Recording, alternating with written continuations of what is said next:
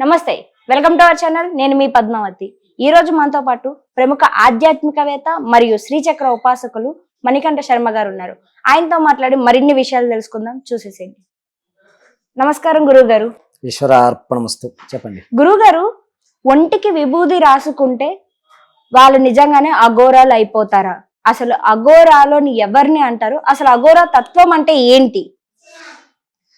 మొదటగా అఘోరము అనగా ఈశ్వరుడికి పంచమరుద్రుడు అనేటువంటి పేరు. ఈశాన్యం, సజ్జోజాతం, త్రయంబకం, తదనంతరం వచ్చేసరికి స్వామివారిని అఘోరము, మృత్యుంజయుడుగా చెప్తుంటారు. ఈ ఐదుగురులో అఘోరము అనేటువంటిది అత్యంత విశిష్టమైనటువంటిది. పూర్వకాలంలో ఋషులు మునులు ఉండేవారు. వీరందరూ భూమి మీదకి నెగిటివ్ ఎనర్జీ రాకుండాను, ఎటువంటి ప్రమాదాలు జరగకుండాను ఏర్పరచడానికి వారి యొక్క శక్తిని మంత్రోపచార వ్యవస్థలో నడిపించేవారు. కాలమాన పరిస్థితుల ప్రకారంగా వీళ్ళలో అఘోరుడు అనేటువంటి వ్యవస్థలు ఏర్పడ్డారు. వీళ్ళు శరీరానికి భస్మాన్ని ఎందుకు రాసుకుంటారు అంటే, నుదుటి రాతని మార్చేటువంటి ఏకైక ద్రవ్యం ఏదన్నా ఉంది అంటే అది విభూది మాత్రమే. ఎందుకని ఇంకేవి మార్చమంటారా? ఎక్స్పైరీ డేట్ లేనిది విభూది ఒకటే. మనం తర్వాత పూర్తి అయ్యింది ఆ విభూదిని మనం ధరిస్తే ఈశ్వరుడి యొక్క అనుగ్రహంతో మన శరీరం దృఢత్వం ఏర్పడుతుంది. మీరు ఏ ప్రొడక్ట్ తీసుకున్నా ఎక్స్పైరీ డేట్ ఉంటుంది, కానీ విభూది ప్యాకెట్కి ఎక్స్పైరీ డేట్ ఉండదు. విభూది అంత శక్తివంతమైనది. ఎందుకు అనంటే, శరీరంలో ఉన్నటువంటి ప్రతి అణువు కూడా ఎముకలతో తయారవుతుంది. ఈ ఎముకలతో మీరు ఎప్పుడైతే అంటే ఒక ఆసనంగా కూర్చుని జపాన్ని అనుష్ఠానం చేస్తే ఇక ఏ ధ్యాస ఉండకూడదు. నేను కేవలము పరమశివుణ్ణి మాత్రమే ఆరాధిస్తున్నాను అని త్రికరణ శుద్ధిగా నమ్మి జపం ఆచరించడం వల్ల మన శరీరంలో ఉన్నటువంటి షట్చక్రాలు కూడా అత్యంత తేజోవంతంగా ఏర్పడతాయి. ఇప్పటికీ కూడా అరుణాచలంలో గుహల్లో కొంతమంది మునులు తపస్సు చేస్తున్నారని ప్రతీక. మీరు ఎప్పుడైనా అరుణాచలం వెళ్తే కొంతమంది కొంత పిడతలతోటి పాలు తీసుకెళ్లి పెడుతూ ఉంటారు. ఆ తర్వాత రోజు ఉంటే ఉన్నట్టు, పాలు లేవనుకోండి లోపల ఉన్నటువంటి ఋషుడు తాగుతారు అనేది ప్రతీక. అదేంటి, ఒకవేళ ఏమైనా ఒలిగిపోయి ఉండొచ్చు, లేకుంటే పాత్రలో నుంచి జారిపోయి ఉండొచ్చు, ఇలా కూడా అవ్వచ్చు కదా. అంటే లేకపోతే ఋషులే వచ్చి తాగారని అనుకోవాలా మనం? ఇప్పటి వరకు కూడా శాస్త్రపరంగా పాత్ర ఒలిగి ఏదన్నా జీవులు స్వీకరించాయంటే వాటి ముద్రలు ఉండాలి. ఒకవేళ మీరన్నట్టుగా పాత్రలో ఒలిగిపోయింది అంటే ఏ సునకము అంటే ఏ కుక్కో తాగింది అనుకోండి, దాని ముద్రలో ఆనవాళ్ళలో ఉంటాయి. కానీ పాత్రపరంగానే ఉంటూ లోపల ఉన్న ద్రవ్యం మిస్ అయిందంటే ఏమిటి, లోపల ఉన్నటువంటి వారు ఇప్పటికీ తపస్సు చేస్తున్నారని నానుడి. పైగా ఈ అఘోరము అనేటువంటి విషయంలో అత్యంత శక్తివంతంగా మనము ఏకాగ్రతతో నేను పరమశివుణ్ణి జపం ఆచరించాలి అంటే నా తదుశ్వాస వరకు కూడా ఈశ్వరుడే నాకు రక్ష అని నమ్మి చేసేటువంటి విధానం. దీన్ని తన యొక్క శక్తి వచ్చిన తర్వాత 99% మంది కూడా ఎవరైతే అఘోరత్వంలోకి వెళ్ళిపోతారో వారు కీడు చేయరు. కేవలము ధర్మ సంస్థాపనార్థమే మాత్రమే పనిచేస్తారు. ధర్మం కోసమే వారి యొక్క అనుష్ఠాన బలాన్ని నిలబెడతారు. కానీ మీరు ఇప్పటి వరకు ఏ అఘోర అన్నా సరే, మహాక్షేత్ర వ్యవస్థలు జరుగుతూ ఉంటాయి, కుంభమేళాలు జరుగుతాయిగా. కుంభమేళాలోకి ఏదైనా అఘోర బస్సులో వచ్చాడు, ట్రైన్లో వచ్చాడని మీరు ఎప్పుడైనా ఎక్కడైనా ఏ న్యూస్లో విన్నారా? ఇన్నేళ్ళగా లేదు, వినలేదు. కానీ అంతమంది అఘోరాలు ఆ రోజు అక్కడ దర్శనమిస్తారు. ఆ కుంభమేళ జరిగిన తదనంతరం మళ్ళా వారు ఎక్కడికి వెళ్తారో ఎలా వెళ్తారో కూడా తెలియదు. మరి అఘోర ఉన్నట్టా లేనట్టా? అలా అని ఏ అఘోర కూడా నేను అఘోర అని చెప్పి ముందుకు రారు. రెండోది, వారికి ధర్మానికి ఆపద కలుగుతోంది అంటే తన యొక్క వైబ్రేషన్ మాత్రమే పంపిస్తారు తప్ప నేరుగా ఏ అఘోరాను రాడు. భగవన్ మానవ రూపేణ అంటారు. ఇప్పుడు నాకు ఒక కోరిక కలిగిందనుకోండి, ఈశ్వరా నువ్వు రా అంటే ఆయన త్రిశూలం పట్టుకుని సర్పాలు పెట్టుకుని రాడైన మానవ రూపంలో వ్యక్తిని పంపిస్తారు. అందుకే మన హిందూ సాంప్రదాయాల్లో అతిథి దేవోభవ, భగవంతుడు మానవ రూపంలో వస్తాడు, మానవ సేవే మాధవ సేవ అనేటువంటి నానుడు జరుగుతుంది. ఈ అఘోర కూడా అంతే. నేను అఘోరాని అంటే అఘోర కాదు. అఘోర అవ్వాలంటే కొన్ని పరీక్షలు దాటాలి, కొన్ని శిక్షణలు చెయ్యాలి, సాధన వ్యవస్థ చెయ్యాలి. సాధన మామూలుగా కూడా ఉండదు. మొట్టమొదటగా నేను అఘోర అవుదాం అనుకుంటున్నానండి. మొట్టమొదటిగా గురువు నన్ను అనుగ్రహించాలి. నేను వెళ్ళిపోయి గురువు గారు నేను అఘోర అవుతాం అనుకుంటానంటే ఒప్పుకోరు. వాళ్ళకు కూడా తిరగాలి, వాళ్ళని మెప్పించాలి, వాళ్ళు అడిగిన పనులన్నీ చేసి పెట్టాలి. చేసిన తదనంతరము అప్పుడు శరీరం మీద నుంచి ఒక్కొక్క వస్త్రం తీస్తారు. అఘోరాన్ని అంతే బట్టలు విప్పేసి విభూతి రాసుకోమని ఏ అఘోర శాస్త్రము చెప్పదు. మొట్టమొదటగా షర్ట్ విప్పిచ్చేస్తారు, ప్యాంట్ ఉంటుంది, చక్కగా అన్ని వ్యవస్థలు నడుస్తాయి. తర్వాత శిష్యరికం చేయాలి. మీకు అంతగా కావాలంటే నేను ఉజ్జయిని మహానగరంలోకి వెళ్ళి నేను 3 రాత్రులు అఘోరతో గడిపినటువంటి ఫుటేజ్ కూడా మీకు ఇస్తాను. మీరెందుకు వెళ్ళారు అసలు? ఈశ్వరుడు అనుగ్రహం. ఒకానొక సందర్భంలో నాకు నా మీద విరక్తి కలిగి ఎందుకు వచ్చింది అని ఆలోచిస్తుంటే, ఎందుకు వస్తుంది అని ఆలోచిస్తున్నప్పుడు ఒక యజమాని ఫోన్ చేసి గురుగారు నేను ఉజ్జయినిలో ఉన్నానండి అన్నారు. సరే నేను ఉజ్జయిని వస్తున్నానని నేను వెళ్ళిపోయా. భగవంతుడు తీసుకెళ్ళాలి, మనం వెళ్ళకూడదు. కాబట్టి అక్కడికి వెళ్ళిన తర్వాత నేను స్వామివారి దర్శనానికి బయలుదేరాను. ఆయన కనబడ్డారు, తూ ఆవో అన్నారు, వెళ్ళిపోయాను. ఎందుకు వెళ్ళాను, ఎలా వెళ్ళానో కూడా తెలియదు. మీకు ఆ ఫుటేజెస్ కూడా ఉన్నాయి, పంపిస్తాను. అక్కడ స్టేజెస్ అంటే ఏంటంటే స్వామివారి దగ్గరికి వెళ్ళిన తర్వాత అఘోర అయిన తర్వాత శిష్యరికం చేయాలి. శిష్యరికం చేసిన తర్వాత వారు చెప్పిన పనులు చేయాలి. ఆ తర్వాత ఒక్కొక్కటి తర్వాత ప్యాంట్ ఇప్పించేస్తారు. తర్వాత ఒక అంగులు కట్టించుకుంటారు, అంటే మనం కట్రాయర్ అనుకోండి అలాంటిది కట్టించుకుంటారు. ఆ తర్వాత పరిపూర్తిగా వీడికి ఇక సిగ్గు లజ్జ లేదు, ఏదన్నా తినగలుగుతాడు, ఏ పరిస్థితులైనా ఉండగలుగుతాడని గురువుకి కలిగినప్పుడు అది కూడా తీసేయమంటారు. అర్థమైందండి? ఇప్పుడు మామూలుగా మనం స్నానం చేసి బయటకు వస్తేనే టవల్ కట్టుకుని వస్తాం. అఘోరాగా అటువంటివి ఉండవు. సిగ్గు లజ్జ అనేటువంటిది ఉండదు, భయము అనేటువంటిది తెలియదు. ఎక్కడన్నా అన్యాయం జరిగిందంటే తన యొక్క శక్తిని మాత్రం పంపిస్తాడు తప్ప ఆయన రాడు. ఆయన ఎక్కడా కూడా రాదు. నేను అఘోరాని ఈ మధ్య కాలంలో చాలా మంది బయటకు వచ్చి నేను అఘోరాని, నేను నాగసాధువుని అని చెప్పుకుంటున్నారు. ఖచ్చితంగా పరమశివుడు అనుగ్రహంతో ఉన్న వారు మాత్రం ఎవ్వరూ బయటకు రారు. మీరు ఇప్పటి వరకు ఇన్ని చరిత్రలో ఎవరినైనా అఘోరని కలతో చూసారా? మనం వెళ్ళి ఏ హిమాలయాల్లోనో లేకపోతే మన అరుణాచలం వెళ్ళినప్పుడు తారసపడితే మన అదృష్టవంతులు, తారసపడకపోతే మనంత వ్యవస్థలో ఉంటారు. తారసపడి వాళ్ళు కనిపిస్తారు, ఎవరికి కనబడాలో వారికి మాత్రమే కనిపిస్తారు. కుంభమేళాల్లో మాత్రం అందరికీ దర్శనమిస్తారు. ఆ కుంభమేళా పూర్తి అయిపోయిన తర్వాత వెళ్ళిపోతారు. మరి గురువు గారు అసలు ఇప్పటికీ నిజమైన అఘోరాలు మన భూమి పైన ఎగ్జిస్టెన్స్ అయ్యి ఉన్నారా? ఒకవేళ ఉంటే ఎందుకని ఉన్నారు? అంటే ఎవరైనా భూమి మీద ఉన్నారు అంటే ఏ కారణం లేకన్నా ఉండరు. మరి అలాంటిది ఎంతో పుణ్యాత్ములైన అఘోరాలు మన భూమిపై ఇంకా ఎగ్జిస్ట్ ఉన్నారు అంటే ఎందుకని ఉన్నారంటారు? వాస్తవానికి భగవంతుడు అనేటువంటి వాడు ఉన్నాడు అనేది ఖచ్చితం. అదే విధంగా తన యొక్క శక్తి అంశమైనటువంటి అఘోరాలు కూడా ఉన్నారు. మామూలు మనిషే తత్వతం చెందిన తర్వాత నేను పిల్లవాడిని, పెద్దవాడిని అయిన తర్వాత యువకుణ్ణి, తర్వాత నేను సమాజంలో ఒక మనిషిని, నాకు ఉచ్చ నీచాలు ఉంటాయి. ఈ విధంగా నాకు ఏ విధమైన స్టేజ్లు ఉన్నాయో భగవంతుడు కూడా అఘోరత్వ రూపంలో మనకు వచ్చేటువంటి విపత్తుల్ని ఆపుతూ ఉంటాడు. కలియుగం అంతం అంటారు. కలియుగం అంతం పాపులు పెరిగిపోయిన తర్వాత అంతమవుతుంది. పెరగకుండా అది అంతం కాకుండా ఏదో ఒక శక్తి మనల్ని కాపాడుతోంది అంటే ఆ కాపాడుతున్న శక్తి అఘోర. అతను చేస్తున్నటువంటి వైబ్రేషన్స్ వల్ల మనకి తెలియకుండా రక్షణ జరుగుతోంది. ఆర్మీ వాళ్ళు ఉన్నారు, వారు బోర్డర్లో సేవ చేస్తున్నారు. ఈ అఘోరాలు ఉన్నారు, వీరు తెలియకుండా గుహల్లో తన యొక్క శరీరాన్ని, తన మనసుని, తన బుద్ధిని, వీటన్నిటినీ కూడా వైబ్రేషన్స్ రూపంలో మనల్ని ఆపుతూ ఉన్నారు. చాలా వరకు దేవాలయాలకు వెళ్ళిన తర్వాత నాకు ఈ కార్యక్రమం జరుగుతోంది అని అంటున్నారు. ఎందుకు జరుగుతున్నాయి పనులు? అందరూ తిరుపతే వెళ్ళాలి వెంకటేశ్వర గుడికి. మీ వీధుల్లో వెంకటేశ్వర గుళ్ళు లేవా? మరి ఇక్కడ లేనిది తిరుపతిలో ఉన్న విశిష్టత ఏమిటి అంటే, తిరుపతిలో నిత్యము 365 రోజులు నారాయణ నారాయణ శబ్దధ్వని ఉంటుంది. అంటే పాజిటివ్ వైబ్రేషన్స్. చుట్ట చివరి ఎవరో ఒక అతను గోవిందా అంటాడు, మొట్టమొదటి ఉన్న అతను కూడా గోవిందా అని వెంటనే అంటాడు. తెలియకుండా తన్మయత్వంతో 2 చేతులు పైకి లేచి నమస్కారం చేస్తాను. తిరుపతిలో వైబ్రేషన్స్ అంటారు వాటిని. ఆ వైబ్రేషన్స్ మన దగ్గర ఉన్నటువంటి దేవాలయంలో ఉదయం సాయంత్రం చేసి ఊరుకుంటాం. కానీ తిరుపతిలో 365 రోజులు నామస్మరణ జరుగుతుంది. ఇలా అఘోరా కూడా తన జీవితాంతము ఇక పిల్ల, భార్య, బంధం, ప్రేమ, అనురాగం ఇటువంటివి ఏమీ ఉండవు. తెలిసింది ఒకటే, నమశివాయ అని పంచాక్షరి మంత్రం. తెలిసింది ఒకటే, హిందూ ధర్మాన్ని రక్షించడం. తెలిసింది ఒకటే, విపత్తులు ఏవి కూడా ఈ జనాల్లోకి రాకుండా ఏర్పడడం. తెలిసింది ఒక్కటే, తదునాంతర నిమిషము నమశివాయ అని నేను మంత్రం చెప్పగలగాలి అనేటువంటి ఓపిక.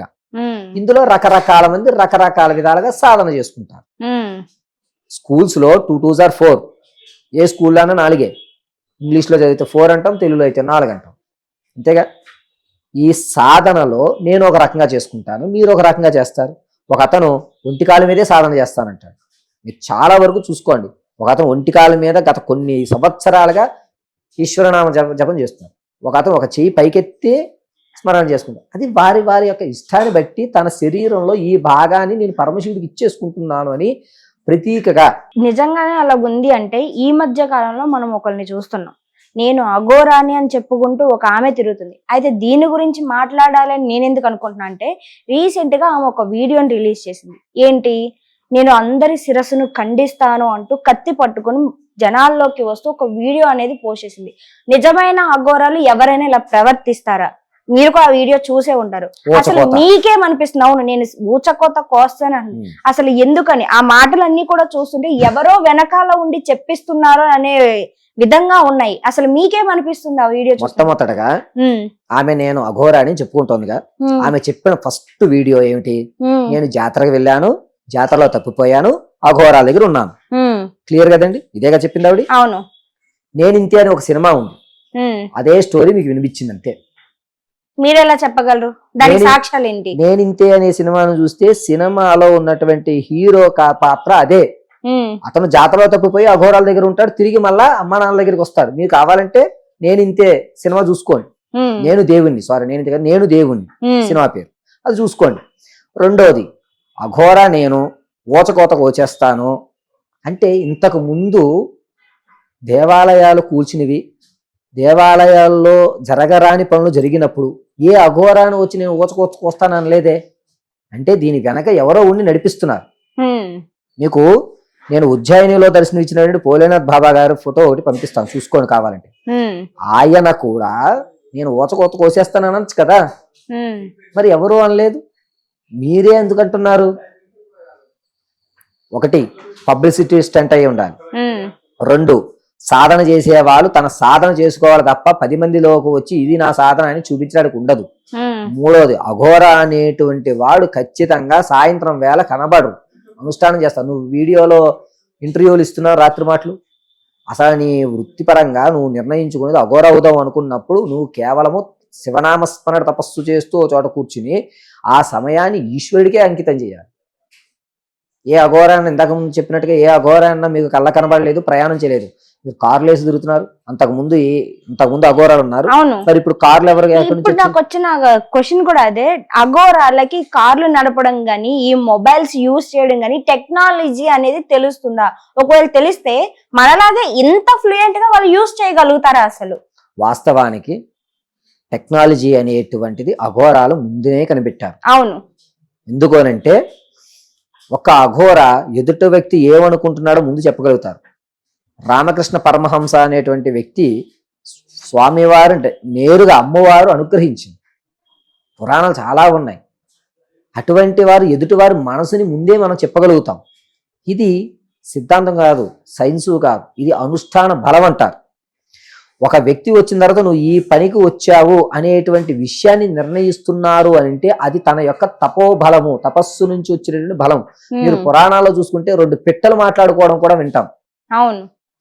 కీటక హృదయ వినికిడి అనేటువంటిది ఉంటుంది, ఏం మాట్లాడుకున్నాయో కూడా వినగలుగుతాం. ఇటువంటి విద్యలు ఉన్నాయి. అఘోర దగ్గరికి వచ్చేసరికి ఏంటంటే అతనికి ఒకటే, అతను ఏ పనన్నా చేయగలుగుతాడు. కానీ టెక్నాలజీ అనేటువంటిది అంటున్నారు చూసారా, ఈ కార్లు నడపడం అటువంటిది ఉండవు. వాళ్ళు కాలినడకనే వెళ్తారు, వాళ్ళు మనసు నుంచే ప్రయాణం చేస్తారు, వాయు ప్రయాణం మాత్రమే చేస్తారు.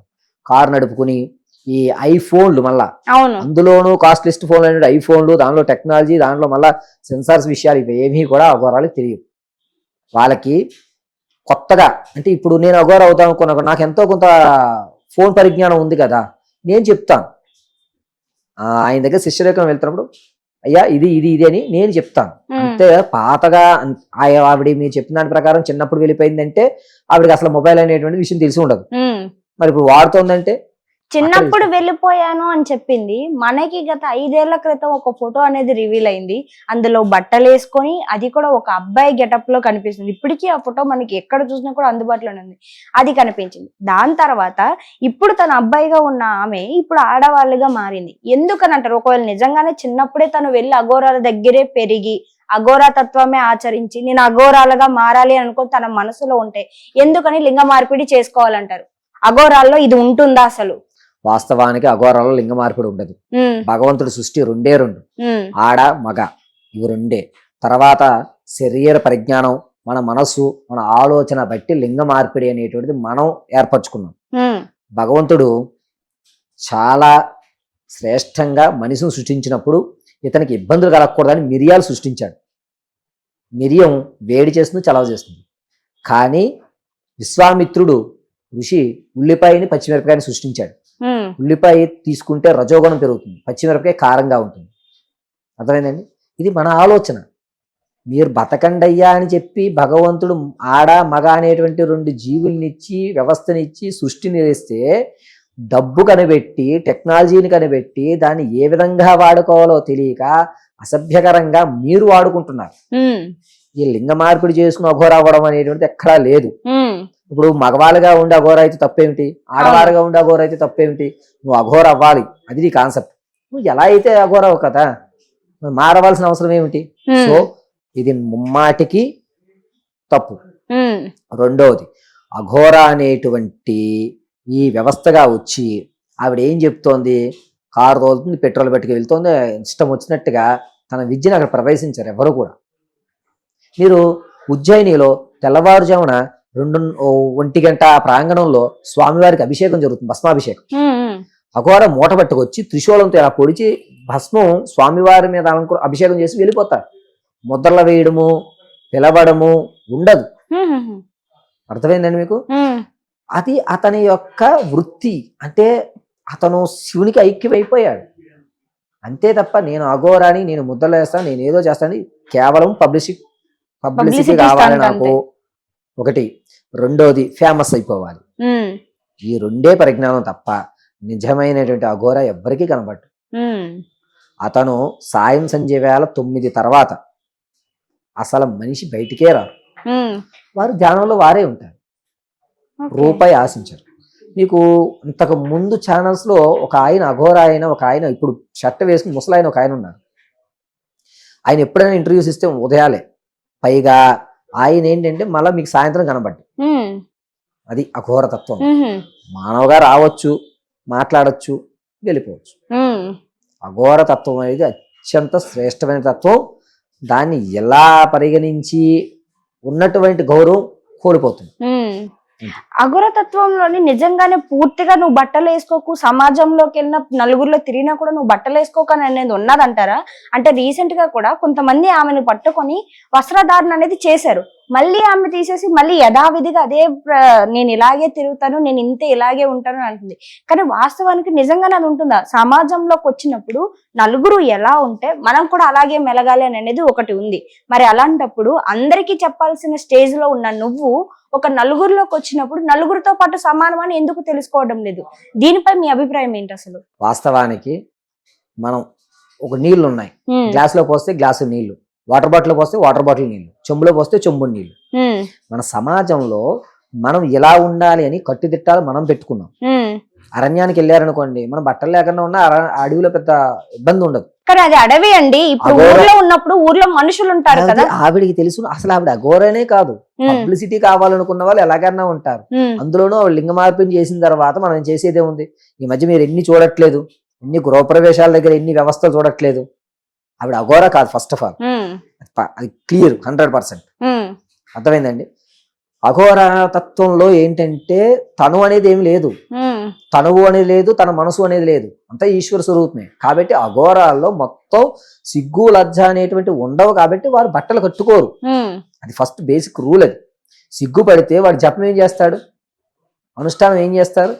ఇప్పుడు రాత్రి కూర్చోవాలి, పక్కన పాము వస్తుందేమో, పక్కన పురుగు కుడుతుందేమో, దోమలు కుడతాయేమో అనుకుంటే ఇంకా జపం ఎందుకు చేయడం? శరీరాన్ని మొత్తం పరమశివుడికి అర్పించాలి అంటే అన్ని వదులుకోవాలి. అఘోరత్వంలో బట్టలు కట్టరు, 100% కట్టరు. ఎందుకంటే తనకి సిగ్గు లజ్జ, మానం, మర్యాద, ప్రేమ, అనురాగం, బంధం ఏమీ ఉండవు. అంతే, క్లియర్. కాకపోతే బట్టలు కట్టుకుని ఒకసారి, బట్టలు కట్టుకోకుండా ఒకసారి సమాజం, ఇప్పుడు మీరు అన్న పాయింట్ ప్రకారమే కుంభమేళాలో జరిగిన తర్వాత ప్రతి అఘోరాను వస్త్రం కట్టుకుంటాడు కింద. అవును, చూడండి, ఎందుకంటే అతను సమాజంలోకి వచ్చాడు. కొంతమంది జురుత్సాకరంగా ఉంటుందని సమాజంలోకి వచ్చాం కాబట్టి కట్టుకోవాలి. అది మనం సమాజంలో ఉన్నామా బయట ఉన్నామా, బయట ఎలాగైనా ఉండొచ్చు, సమాజంలో ఇలాగే ఉండాలని రూల్ ఉంది. కాబట్టి అందులోనూ మీరు ఏ కుంభమేళాలో చూసినా అఘోరాలు కింద వస్త్రం అయితే కట్టుకుంటారు, పైన విభూతి ధారణ ఖచ్చితంగా ఉంటుంది, భస్మధారణ. మీరు తర్వాత మళ్ళీ వెళ్ళిపోయిన తర్వాత ఇంక వాళ్ళు ఆ బట్ట అక్కడే వదిలేస్తారు. మీరు కావాలంటే కొంత దూరం వెళ్ళిన తర్వాత చూస్తే మీకు ఆ బట్టలు అనేటువంటివి కొంత దూరంలో కనబడతాయి. చాలా వరకు కొన్ని మీడియా వాళ్ళు దీనికోసం పరిశోధనలు చేయగా వస్త్రాలు కనబడేటప్పుడు మనుషులు కనబడలే. కొన్ని వందల కిలోమీటర్లు, అంటే ఓ 50-60 అనుకోండి, దాటిన తర్వాత వస్త్ర ముక్కలు అక్కడక్కడ కనబడ్డే తప్ప ఎవరు కనబడలే. ఇది అఘోరత్వం. అఘోరతత్వంలో చలికి తట్టుకోవాలి, ఎండకి ఎండాలి, వానకి తడవాలి, ఏది చేసినా శరీరం పరమశివుడికి అర్పితం చేయాలి. Concept is very clear. నేను కాదు, పరమశివుడు. అహం బ్రహ్మాస్మి అనే నానుడి అఘోరాకు మాత్రమే వర్తిస్తుంది. కాబట్టి తన తనువును, మనసుని, వీటినన్నిటిని నిగ్రహించుకోవాలి. కాబట్టి భస్మం రాసుకుంటారు. భస్మం చలి నుంచి రక్షిస్తుంది, ఎండ నుంచి కాపాడుతుంది. శరీరం పగిలిపోయిందండి, ఇక్కడ నెత్తురు కారుతోంది, ఇక్కడ నొప్పిగా ఉంది, అనుష్ఠానం ఏం చేస్తాం? చేయలేము. యాంటీబయాటిక్స్, ట్యాబ్లెట్లు వేయరు వాళ్ళు, భస్మమే రాసుకుంటారు, చేస్తారు. ఆ భస్మం అనేటువంటి తన శరీరాన్ని రక్షిస్తుంది, ముఖ్య కారణం. రెండవది ఈ పుర్రెల్లో భుజించడం అనేటువంటిది. అవును, ఈ పుర్రె అనేటువంటిది ఏంటంటే పరమశివుడికి అర్పితం చేసేసాం. కపాల మోక్షం అంటారు. కపాలము అంటే ఈ పైన శిరస్సు తప్పని పెగులుతాం, కపాల మోక్షం అంటారు. ఆ కపాల మోక్షం తర్వాత పరమశివుడి దగ్గరికి వెళ్ళిపోతాం. ఏముందయ్యా, ఏం పంచపక్ష ప్రమాణాలు ఏం తింటాం, చిట్ట చివరికి అయ్యేది కపాలంలో నాకు మోక్షం కలగజేయడమే కదా అని సాంకేతికంగా కపాలంలో భోజనం చేయడమే తప్ప ఖచ్చితంగా కపాలంలో తినాలి అనేటువంటిది ఉండదు. తదనంతరం ఒక పాత్రను తయారు చేసుకుంటారు వారు, నల్లగా ఉండి ఒక పాత్ర ఉంటుంది, భిక్షాటన చేసేటువంటి పాత్ర. ఆ పాత్రలో భోజనం చేస్తారు. ఎందుకు అంటే ఒక అఘోర స్థాయికి వెళ్ళిన తర్వాత ఈ కపాలము అనేటువంటిది, శిరస్సు దగ్గర నుంచి పైన ఉన్న కపాలము, ఈశ్వర ఇగో నా మోక్షాన్ని పొందించుకోవడానికి అవకాశయుక్తంలో ఉన్నాను అని చెప్పి ఆ కపాలంలో మాత్రమే పూజిస్తారు. ఇందులో అఘోరాలో రోజు మాంసం తింటారని రూల్ లేదండి. కానీ మాంసాన్ని మాత్రం శవం కాలుతూ ఉండగా కాస్త భాగం తీసుకుని కళ్ళగదు ప్రసాదంగా తినాలి. ఎందుకంటే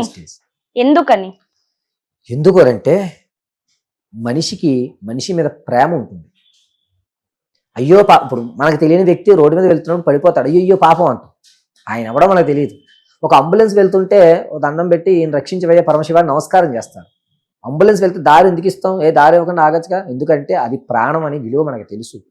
అది దహనం అయిపోతున్నప్పుడు ఈ దహనం అయిన తర్వాత కూడా నీకేం మిగలదయ్యా, ఇదే ఉంటుంది అని చెప్పి అది కూడా స్వీకరించేటువంటి ఆ మనోస్థైర్యం మనకు ఉండాలి. ఇప్పుడు ఒక హోటల్లో నీట్గా ఉంటే భోజనం చేస్తామండి, అక్కడ ఇబ్బందిగా ఉందనుకోండి, తినేసిన ప్లేట్లు అక్కడే ఉన్నాయి, అంతకుముందు మనకంటే ముందు వెళ్ళిన అతను భోజనం చేసి అక్కడే పెట్టేశాడు, అన్నీ క్లీన్ చేయలేదు, అవి అలాగే ఉన్నాయి, మీరు అక్కడే కూర్చొని భోజనం చేస్తారా? సరే, మనకు జుబిత్సగా అనిపించిందా? అటువంటిది కూడా ఉండకూడదు. నీకు జుబిత్స అనేటువంటి పదం వాడకూడదు. నీకు క్రోధం ఉండకూడదు, మదం ఉండకూడదు, మాత్సల్యం ఉండకూడదు, ప్రేమ, అనురాగం ఏమీ ఉండకూడదు.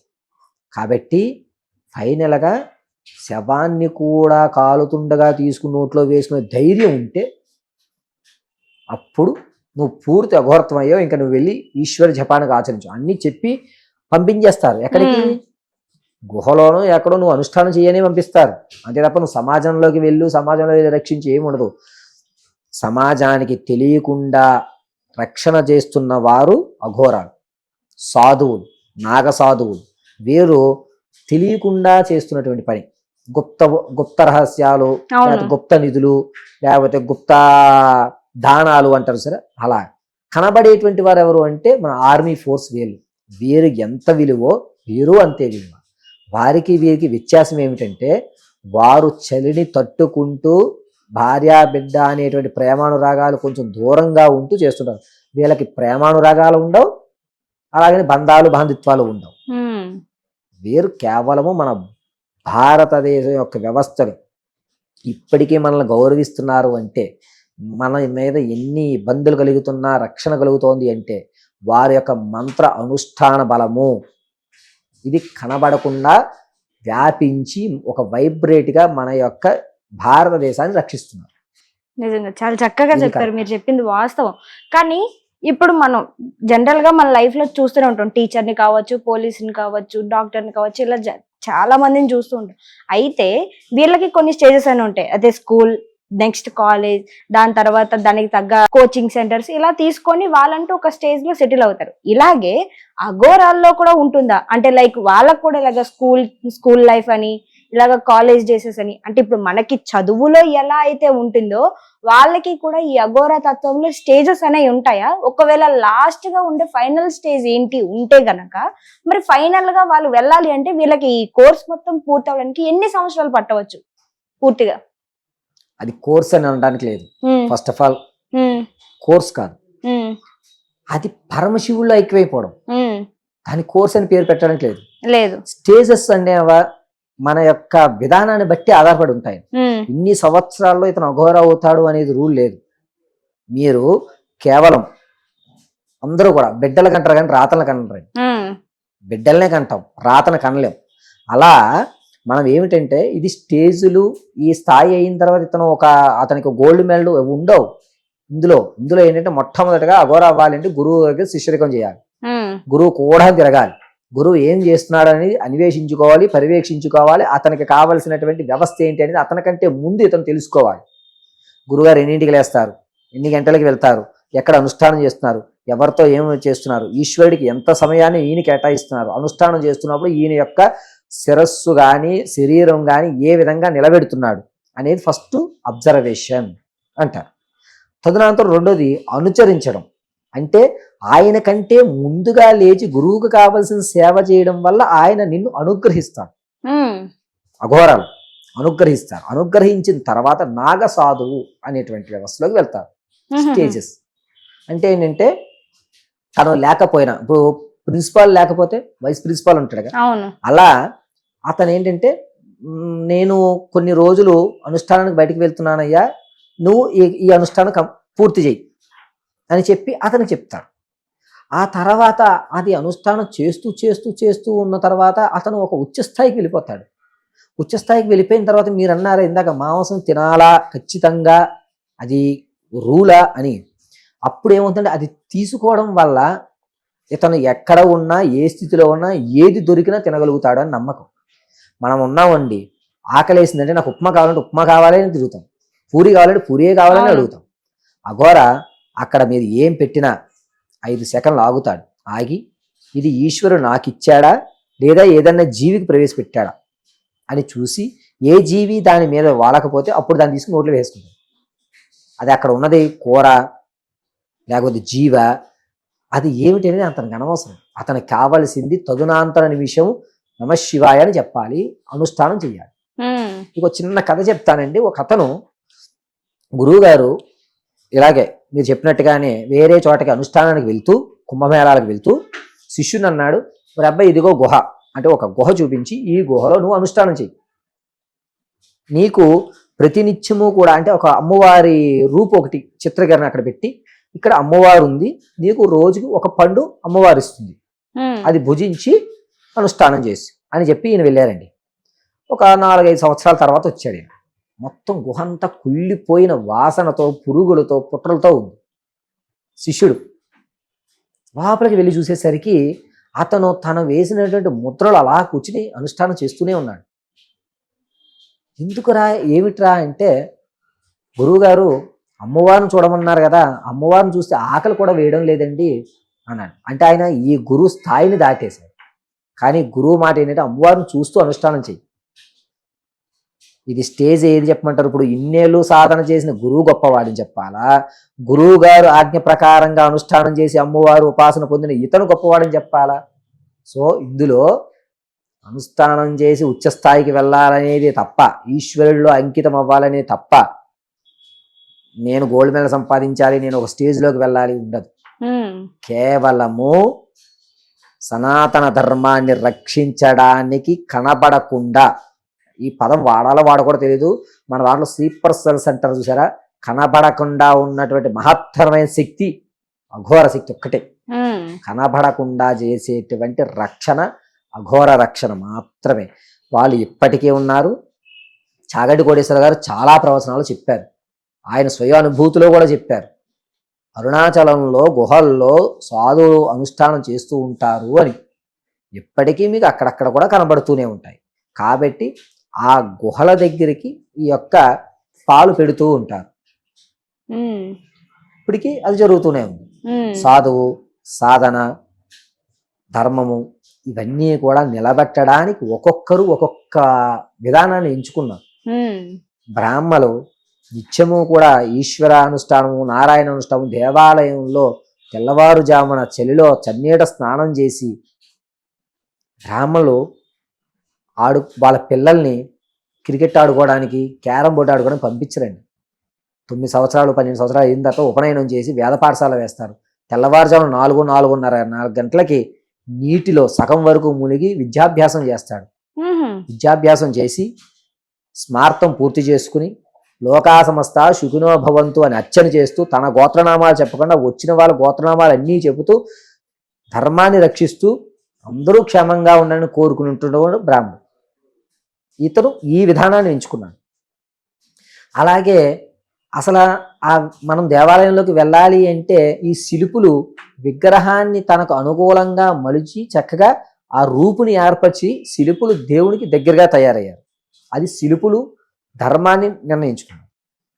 ఆ తర్వాత కొంతమంది తమ కాయ కష్టంతో ఈశ్వరుడికి ధ్యానం చేసినటువంటి పుష్పాలు మన తల్లో పెట్టుకోవడం వల్ల మన శరీరంలో పాజిటివ్ వైబ్రేషన్స్ వస్తాయి అని చెప్పి కొంతమంది పూల తోటలు వేసి పూలు నీటిగా అలంకరించుకుని మాలలు తయారు చేసిస్తారు. వాళ్ళు పూల వ్యాపారులు అని అన్నారు. ఆ తర్వాత భగవంతుడికి నేను పూర్తిగా ఐక్యమైపోవాలి, భగవంతుడి దగ్గర పాదాల దగ్గర నేను ఎప్పుడూ ఉండాలి అనేటువంటి నిర్ణయంతో ఈశ్వర నాకు ఇంకో జన్మ లేకుండా చూడవయ్యా అని చెప్పుకోవడానికి ప్రతిగా కొబ్బరికాయలు అనేటివి పంట పండించి కొబ్బరి వ్యాపారస్తులు కొబ్బరికాయలు అమ్ముతున్నారు. ఒక్కొక్కరు ఏ దారిని వెళ్ళినా చిట్ట చివరికి ఈశ్వరుడు ఐక్యం అవడమే.